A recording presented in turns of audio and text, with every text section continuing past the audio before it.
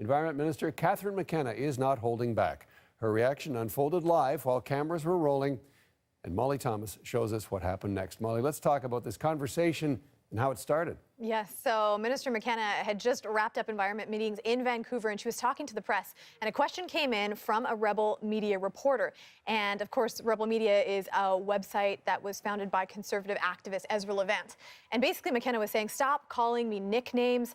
I don't want to answer your questions if you won't acknowledge that. And she gets quite personal in her response. Take a listen. So can I get a commitment from you that you will not use that hashtag and not use that name in your articles?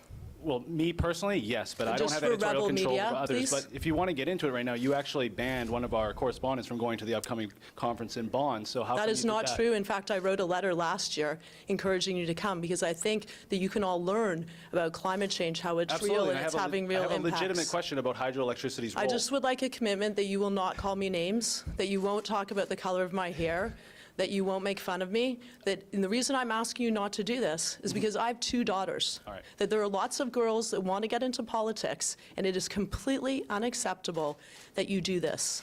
And John, that is just 40 seconds of that exchange. So again, that went on for about a minute, back and forth, back and forth. A lot of what we see in the US, but not here often in Canada.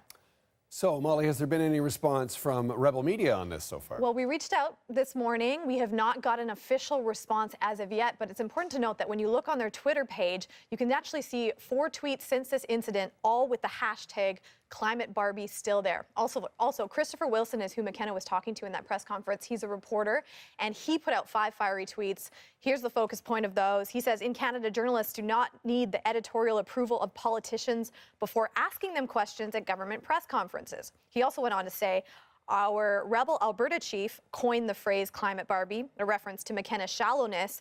She did not disprove that tonight. There's also a reaction out there, John, around McKenna's side. There are women that are tweeting this morning saying, hey, thank you for standing up. When you do that, it's easier for us to stand up against sexism.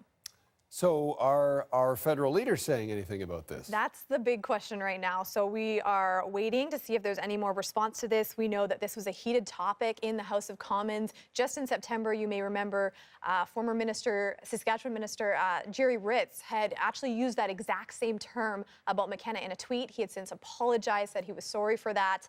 And the Conservative Party had said, hey, we don't want to stand with that type of rhetoric either. So will federal leaders weigh into this one? They're probably waking up, John. We'll have to wait and see. Thanks, Molly. You're welcome.